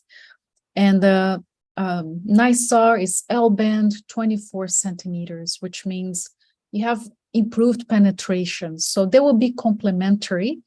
And the NISAR is going to, we expect, provide more information about inundated forests and able to detect large branches and trunks, as opposed to Sentinel that tends to be more sensitive to tops of the canopy. Next one, please. NISAR has several objectives. Not all of them have to do with deforestation and tropics. It's going to have near global coverage. It's going to help with many different applications, going from the cryosphere to volcanic eruptions.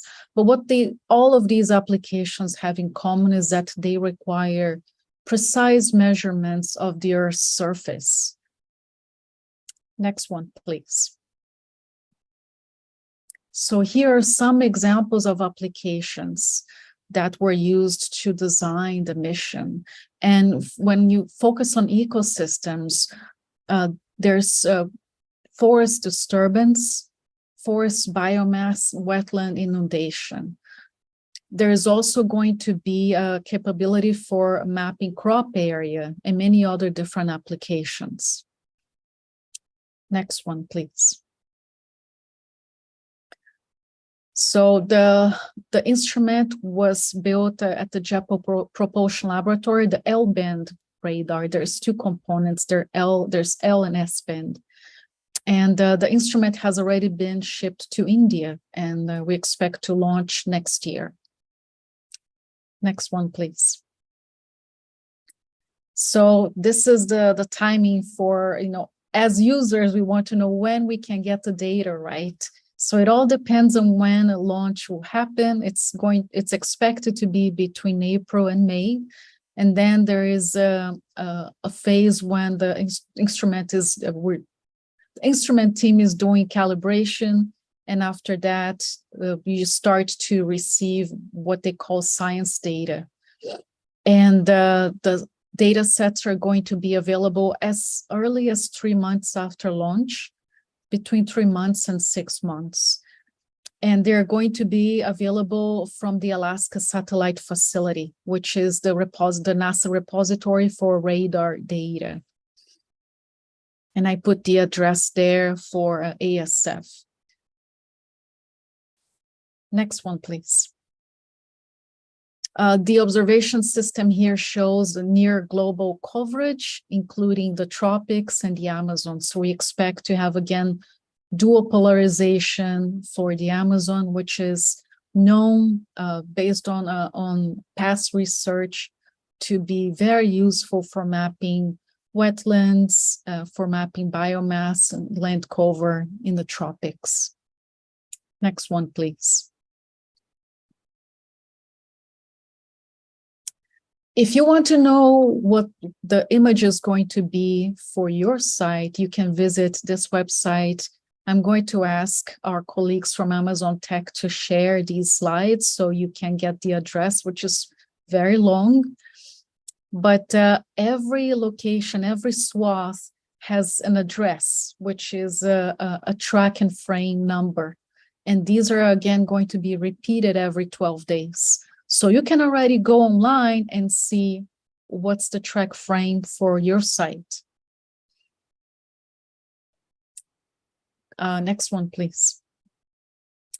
And NISAR has several requirements for ecosystems, which means the images are going to be evaluated at specific calibration validation sites to make sure that we're meeting the requirements. And there is a forest disturbance requirement a wetland inundation and a biomass requirement and a crop area requirement. Those are all relevant for us. That doesn't cover the entire range of potential application. That just means that the science team has a number of calibration validation sites to make sure that the instrument is meeting those requirements for the science community. Next one, please. The science team has defined a number of 𝗏𝗏 sites. Many of them are in South America. And the same website that I mentioned before with the tracks has a location of the primary 𝗏𝗏 sites.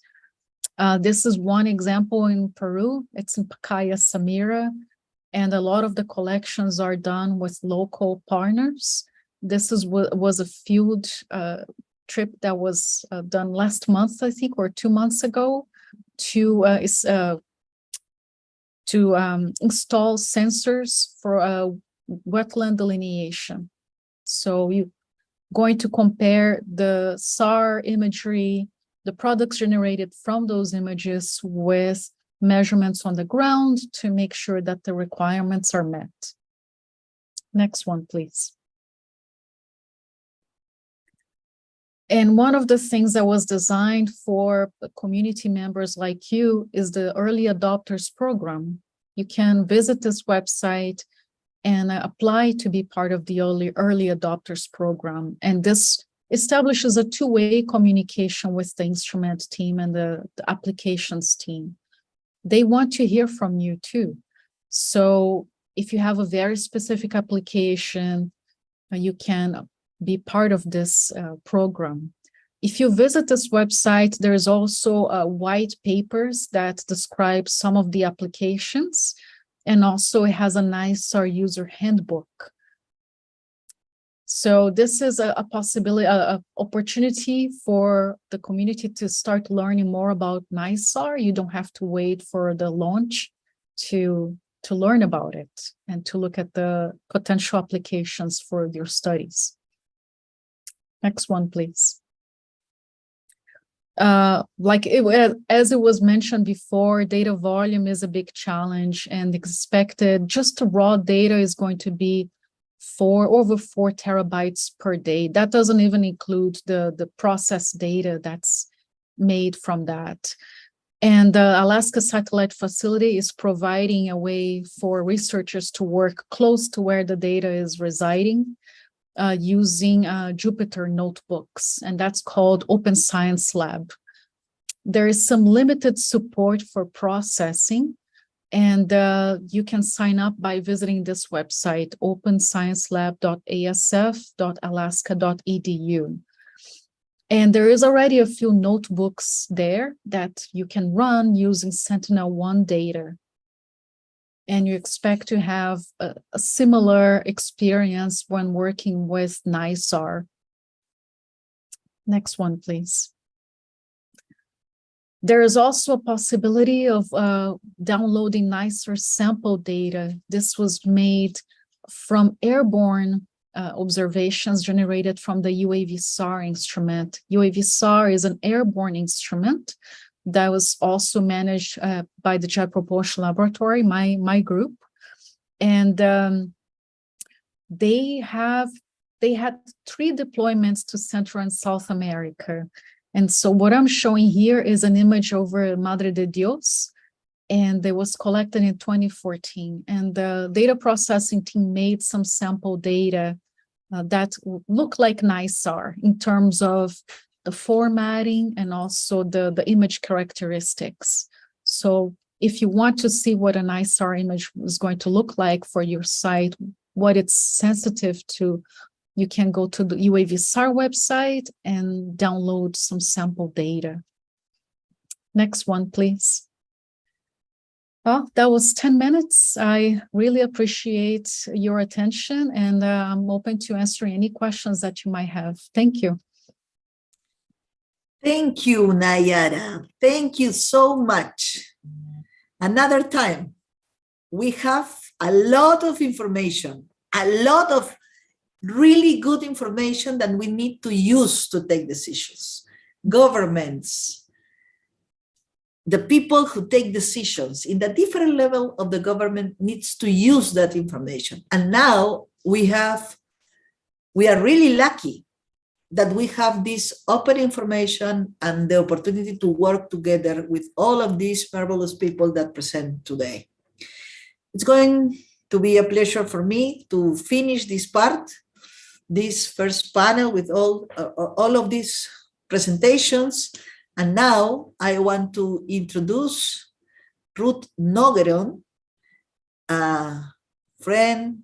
Hi, Ruth. Ruth Nogueron is a senior associate in the World Resource Institute.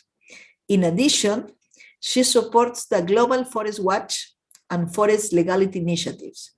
Her work is spread across Canada, the United States, Brazil, Mexico, Peru, Guatemala, Colombia, and Guyana, and focuses on promoting the use of satellite data for decision-making in forest management and law enforcement.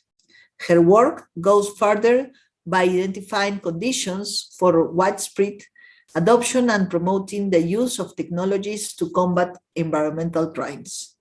It's really a privilege for me to introduce Ruth Nogueron.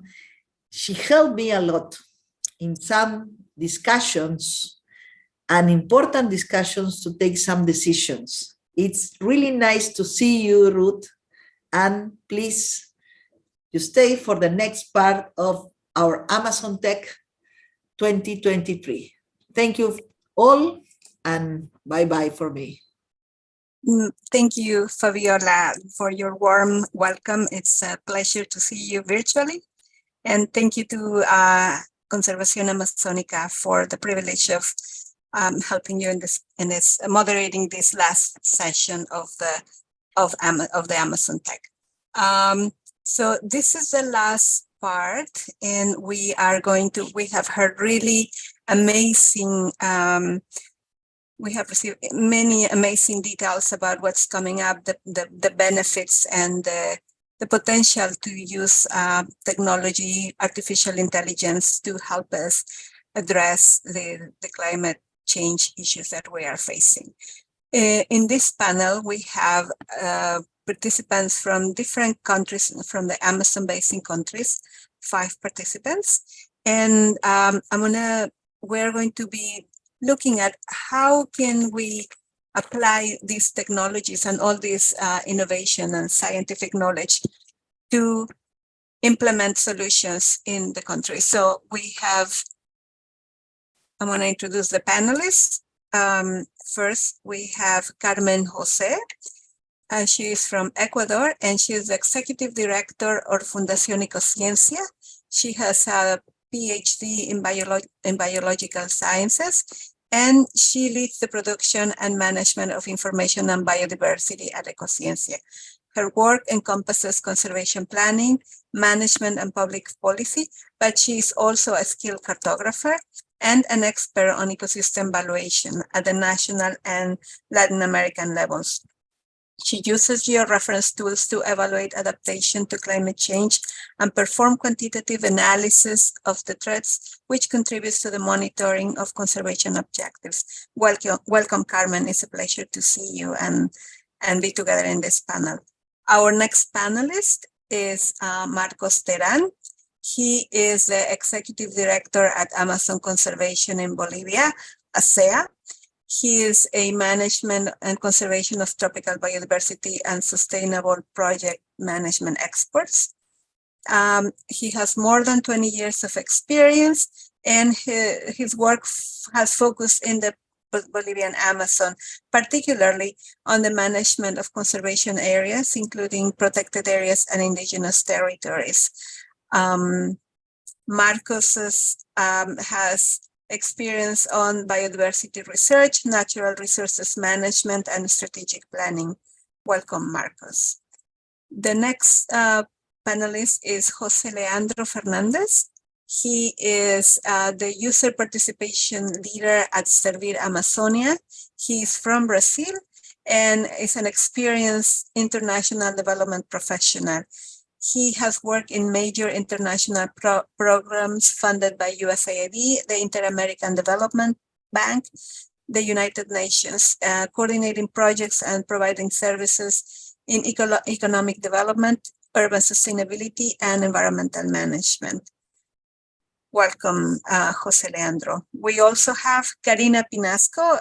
Again, a pleasure to see you again in this virtual environment, Karina. Karina is a Peruvian Amazon biologist and an environmental leader and a conservation expert. He's a pioneer in participatory territorial planning management in regional policies. She has focused particularly in San Martin in Peru. She founded the Amazonian Association for the Amazon, which is AMPA. She was the general coordinator of the platform 𝗴𝗲𝘃𝗀𝗃𝗁𝗃, and she is also a former member of the board of directors of CERNAM, the Peruvian Protected Area Service. She is also a former vice minister of the Ministry of Environment in Peru. Currently, she is the executive coordinator of the Sustainable Development Solutions Network, which is a project of the Sustainable Amazon Foundation in Brazil, FAS. And last but not least, Francisco Dalmayer, another friend. He is the director of the Center for Conservation and Sustainability at the Conservation Biology Institute at the Smithsonian Institute here in Washington in the US. Francisco, as our other panelists, he is a prominent leader in sustainable landscape planning and infrastructure conservation. He has a vast experience on biodiversity assessment tools, scenario plannings to inform environmental policymaking. And he has work experience conducting projects and research in Peru, Paraguay, and Gabon. Part of his role is also advising senior corporate managements, government officials, and civil society organizations, demonstrating excellence in interdisciplinary and capacity development for projects in biodiversity-rich areas and critical habitats. Welcome, Francisco. And as you all can see, this is a very impressive panel, experts in their fields and with a wide experience implementing projects. So they are uniquely positioned to look at, how can we land all these technologies, all the potential in the Amazon basin countries. So the question that I'm asking you to respond, you will have 5 minutes, is looking at the social, political, and environmental context of Ecuador, Bolivia, Brazil, your countries, Venezuela. How can we, again, land these technologies, this scientific research to be able to stop and slow deforestation, combat nature crimes, and slow down the climate crisis that we face today, avoiding the tipping point that Foster and Matt mentioned. I am going to give the floor to Carmen. And Carmen, welcome. The floor is yours. And I'm sorry, I cannot hear you. I don't know if other. Okay. Perfect. Can you hear me?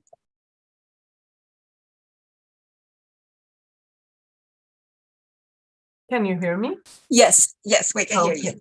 Sorry. Okay, I have not a very good internet tonight, but I wanted to thank you, Ruth, for the introduction, and thank you, the organizers of this Amazon Tech event. It has been incredible to hear all the technology that is available and all the amount of data that we can produce with a huge temporal and spatial resolution.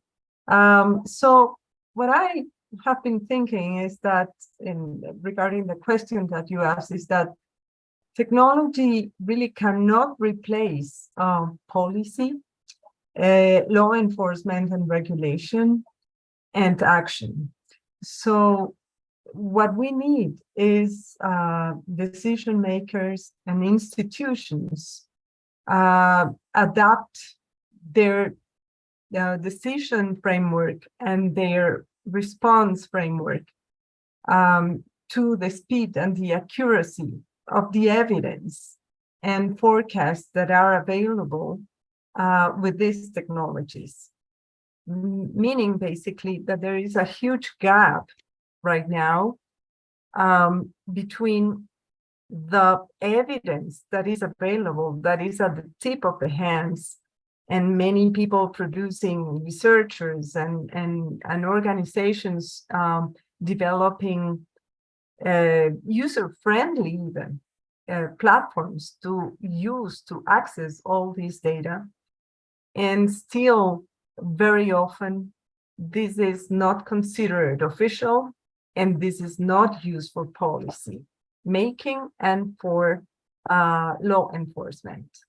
So I think that we have a big problem there, especially in many of the Amazon countries. Excellent point, Carmen. Thank you. I'm going to move us to Marcos. Same question. What is your perspective? Thank you, Ruth. Yeah, thank you for the Amazon Tech organization. And it's a pleasure to be here and show this impressive presentation that give us a lot of information. And all the presentation shows the importance of to have information to take decisions and to build public policies. I completely agree with Carmen. We have a problem in Bolivia, actually. We have a separation of the scales of the information. If you see, we have different kind of pool information, a pool of researchers generating very important data. But in the Amazon, the Amazon inhabitant doesn't have access to this kind of information, but they have perceptions about the climate changes, the local climate, and they see the climate patterns changing for everyone.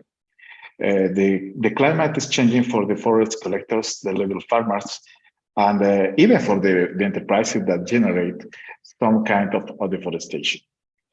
In this sense, it's important to consider the scale. The scales at regional level generate this kind of information. Regional or national level needs this information to take decisions, to research information generate, arrive to the decision makers and the local authorities and the national government, local government. And also this information needs to arrive to the local people living in the Amazon. For this is important, create and build the bridges to approach this kind of information, to take different action at this different scales. And luckily, in the following years, we have an opportunity to create some alternatives that include high technology, public policies to stop deforestation and bring opportunities to people living in the Amazon forests, especially in Bolivia and the other countries. Thank you very much, Marco. I will pass the microphone, the floor to José Leandro. Please go ahead. Yes, thank you, Ruth, for the introduction. Thanks for the invitation. Hello, everybody. So my speech here will concentrate basically in two key points in terms of addressing coalitions, organizations, coalitions, so that we can better address the societal challenges as the climate risks that we are centering the event. The first one was more related to engagement. So now we have listened from other presentations, previous other presentations, that we have a huge amount of big data from different sensors, satellites nowadays. So nowadays, people usually say that we are in a golden age in terms of having data, technological processing, and the possibility of creating and shape systems and tools to inform decision makers. The second one would be related for a more programmatic in terms of a general need to articulate the national innovation systems in each country that compound the Amazonia biome. So the first one, in terms of engagement, the needs is really clear in terms of generating coalitions between and among the organizations and institutions. It can be public organizations, private enterprise, university, think tank organizations like Conservación Amazônica, the academia, and also a more broader aspect in terms of articulating the private sector for a specific technology. But for these, it's necessary to have a common understanding in terms of the needs, the specific needs of countries, the specific needs of organizations and institutions who has a specific and an institutional mandate to deliver specific services in terms of all the aspects we are dialoguing right now. And these needs must be associated with some societal challenges like the climate risk and the climate change involving all types of risks related to agriculture, related to other social economic activities, and related to the livelihoods of millions of people that live in the Amazon nowadays. The key points in terms of all these engagement process is how, based on science and the scientific applications that will be combined with the needs, we can create a process or a sustainable process in informed decision making for a more scientific informed decisions in terms of all the aspects we need to address. Yes. The second part, in terms of programmatic and articulation of national innovation system, is related to articulated these systems inside the countries.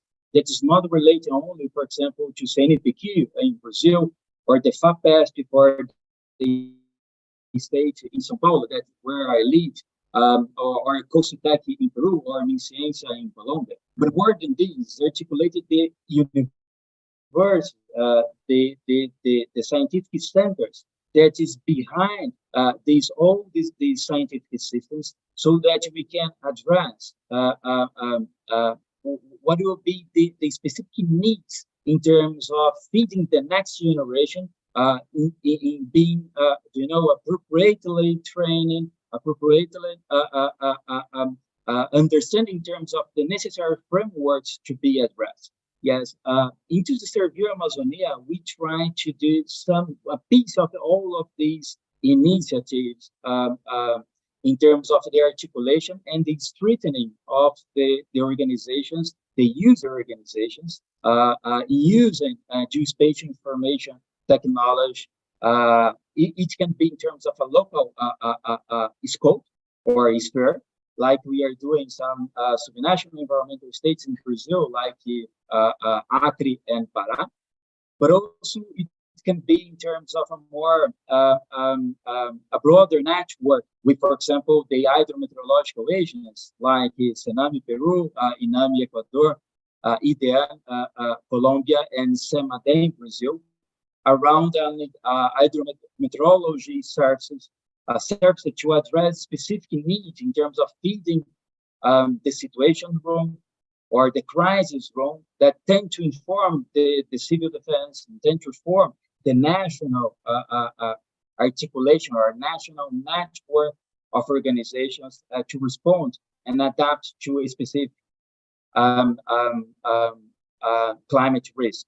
So I'm happy to further expand this conversation along with the next colleagues that will be speaking and also the Q&A session. Thank you very much. Thank you, José Leandro. Unfortunately, just to clarify, I don't think we will have a lot of time to continue to have a dialogue or discussion. We are running a little bit behind time. But thank you, José Leandro, for your response. I will now pass the microphone to Karina. The floor is yours, Karina. Thank you. Good afternoon, everyone. Thank you very much for the invitation. Thank you for the presentation too, and showing us the power of technology. We work in the 8 countries of the Amazon Basin with more than 220 civil society organizations, indigenous people, local communities, universities, research institutes, and other groups. It's a transformative network that aims to promote and accelerate innovative policies, actions, and initiatives to guarantee practical solutions for sustainable development in the region. For Amazonian countries, climate action is extremely relevant to the climate crisis and loss of biodiversity, but also due to the favorable political context, even more so when 𝗏30 will be the first time in an Amazonian city. And the network is a great opportunity to support the articulation of our governments to be more ambitious in their actions and act with the urgency that we need. That is why for the President Summit in Belém last August, May, we began a participatory process of building a layer for contributions with a lot of actors, which result in 10 strategic points, which range from governance, environmental defenders, bioeconomy, connectivity, energy transitions, territories, current public policies, among others. These 10 points require technology to identify not only the problems like we know there deforestation is taking place, where illegal activities are carried out, etc. But we require technology about identify solutions. It can help us recognize and value those who are doing things well locally, and we can work a positive incentive systems.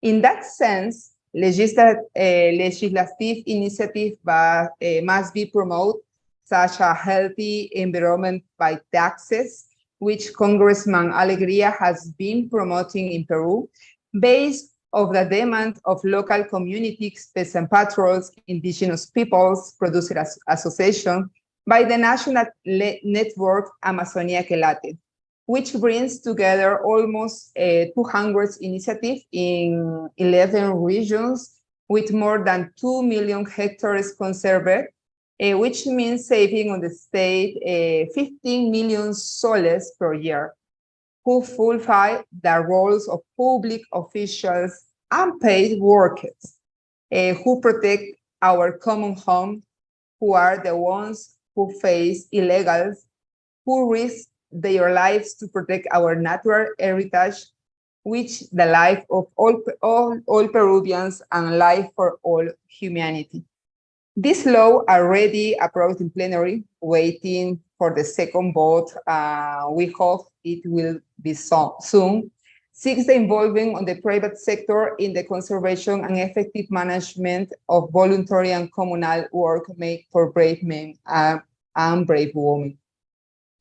Governments have proven not to be efficient when it comes to acting. Bureaucracy does not allow for rapid adaptation, and today we need speed in our response, and that is the role that civil society, communities, and academia take. Technology must be useful for communities that conserve forests, strengthen their capacity for participatory monitoring and attention to crimes, make these instruments able to support them in their work, which have proven to be more efficient in stopping deforestation than the government.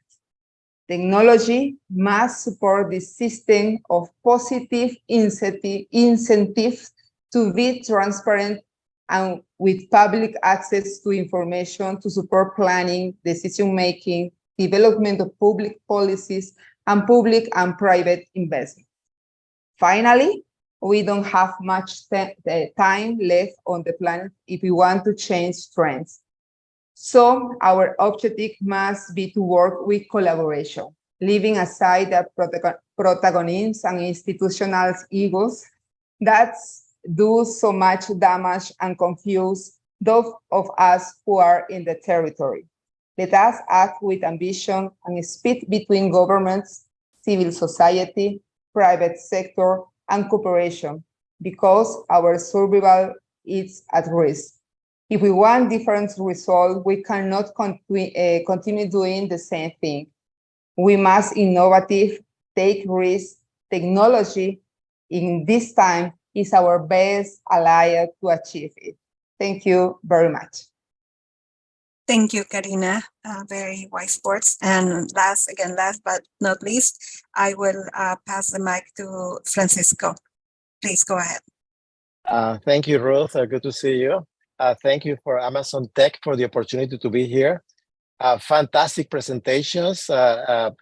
We use innovation and technology from Google and many other sources many times. So it's part of our lab work and in the field too. Technology is essential. Science is essential. That's where we base our decisions.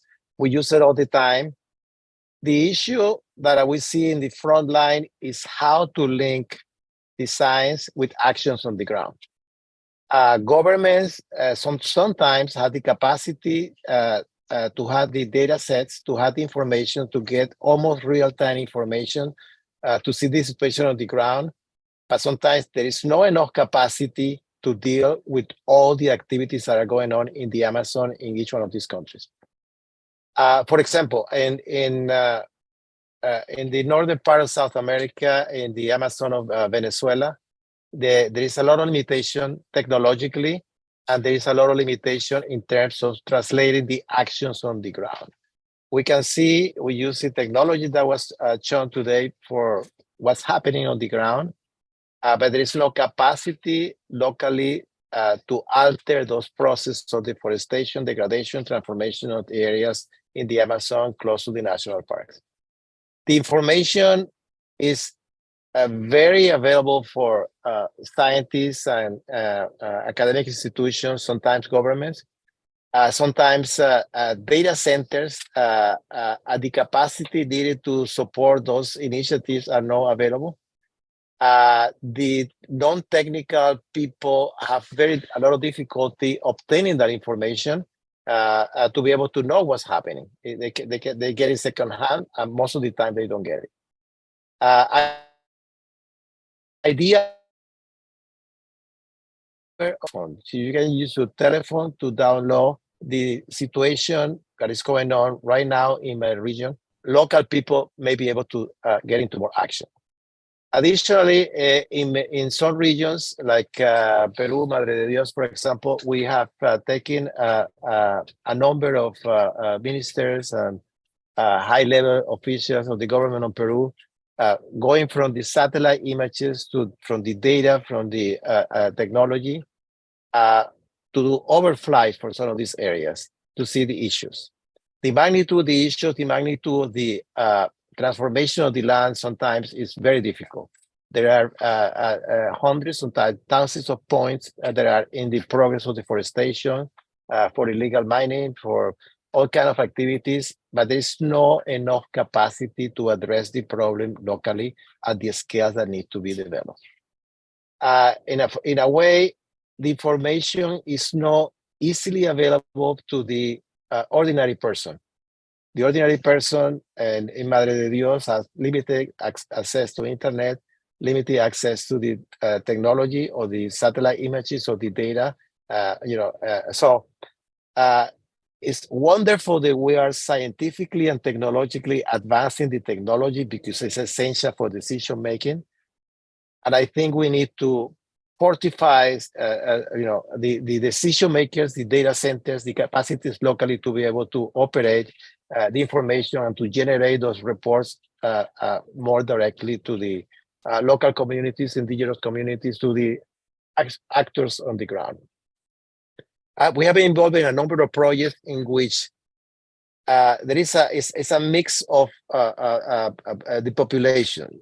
Some people would like to see what's happening real time, And of course, there are a number of actors that will prefer that that information is not available. It has to be available. It has to be easily available and accessible. So changes can be, the pressure can make the changes. The government needs to identify the issues, see the actions, work out with national and international partners to work out potential solutions. Another thing is that probably a coalition of governments using the technology to kind of pressure each other or help each other in solutions, regional solutions that are common, regional solutions that are across border, entre maybe sometimes 2 or 3 countries, are really important to address. And sometimes one government doesn't have the capacity. Sometimes due to the political situation of a country, the advancements of how to approach the solutions is not quite there. I really congratulate you for the technology that is available today, the advances of that technology, the science that is behind that technology. So we know what's happening. We know the know-how of what is happening, and we know how of the solutions. Now the next step, how to use that technology to implement the solution on the ground. That's where my team is basically working in the front line of conservation and development. And we have a lot of bad days, and we also have some good days. Because it's really, when you see it in the front line, it's wow. It's like there is no way to resolve the issue. But I think it has to be a transformation of society in terms of values, the thinking, the strategies, and the deforestation or transformation of the land as usual. Thank you very much, and wonderful information that you presented. Keep it up, and anything that we can do from the ground to feed you information of points or activities that can be used to translate this information to the user, to the local people, that would be wonderful. Thank you. Thank you, Francisco. Very eloquent. And unfortunately, we don't have time for more questions. As I mentioned before, I am going to try to summarize briefly the key points that we need to keep in mind and we need to strive for, to make sure that we take advantage of this technology and innovation, right? Carmen talked a little bit about the need to have the right legal framework to apply these technologies. Marcos and Jose Leandro talked also a little bit about making sure that the information gets to the right people.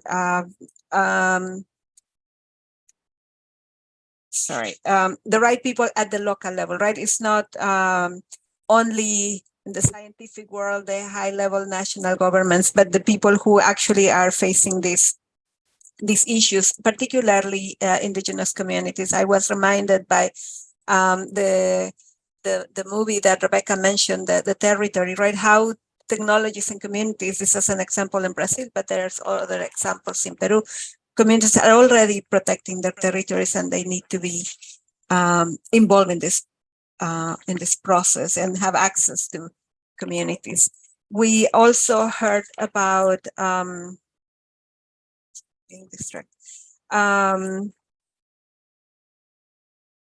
transparency and having access to information is important. The issue is not only sorry, I am seeing a screen. Okay, thank you.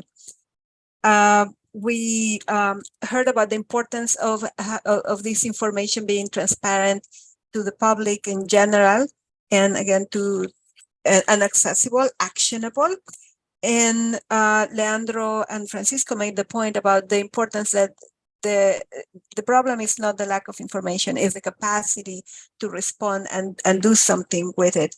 And finally, Karina, she reminded us of specific opportunities that are out there now that can be used to take advantage to promote and scale up these technologies, particularly the agreements from the 𝗏𝗏 Declaration from August, and the fact that the climate COP next year is coming to South America, the first time in an Amazon basin country. These are political opportunities that create momentum to push this the use of technologies. And also going back to what Francisco was saying, related to this is we need to address these issues not only at a national level, but across borders, because some of these issues or many of these issues are not contained in the country. With all that, I thank you for your excellent participations. It's been a pleasure moderating this session, and I hope that we can be again in another panel. I will go back, I will return the floor to Maria Elena, who is going to close the panel. Thank you very much. Thank you, Ruth, and it was a really impressive watching all the presentation, the initial presentation from Rebecca, from Nayara, from Foster, from Matt, some of them really critical and probably some depressing, but then listen to you, Ruth, and with all the amazing panelists giving us some hope that of course, we have work to do. We know that we are facing a challenges, a scenario, future, but now we have information. Of course, we have to downscaling. We have to share the information, and we have to create coalitions, partnerships, as the speaker said.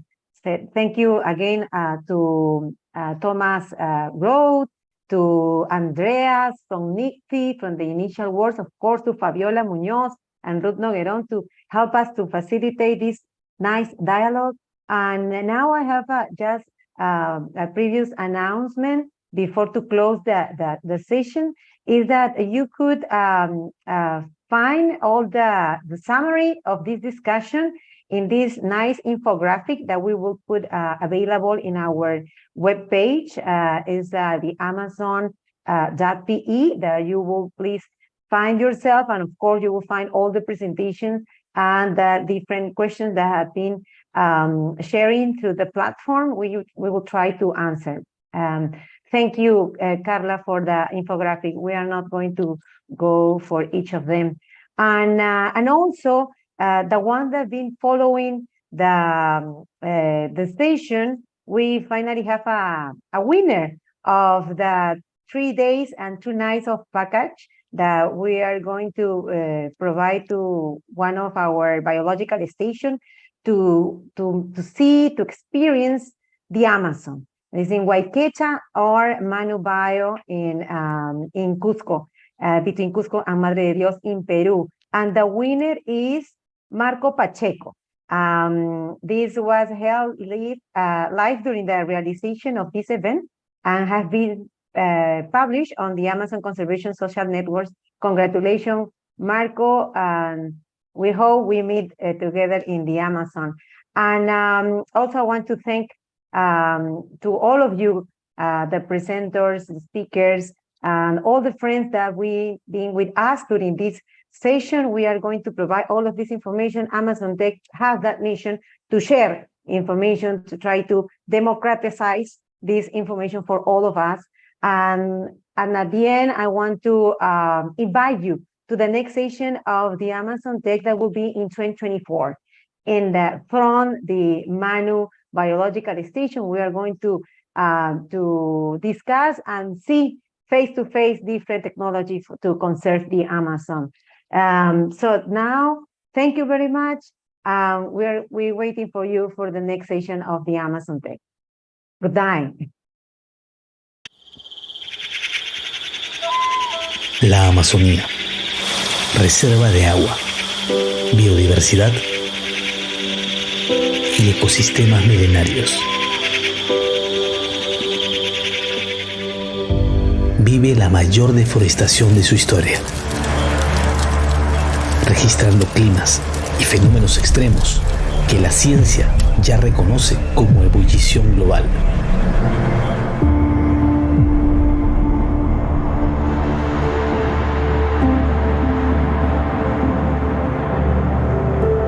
Pero la tecnología y la ciencia son nuestras aliadas para conservarla hacia el futuro.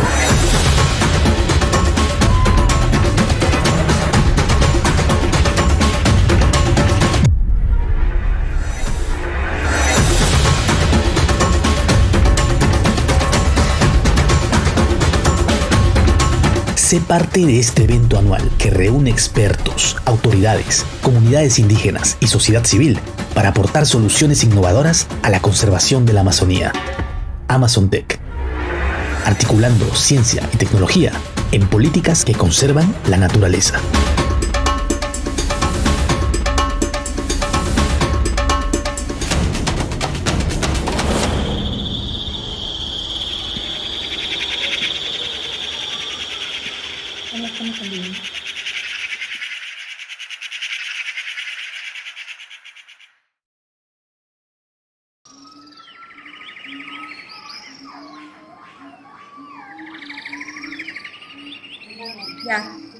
Gracias. Thank you. Gracias to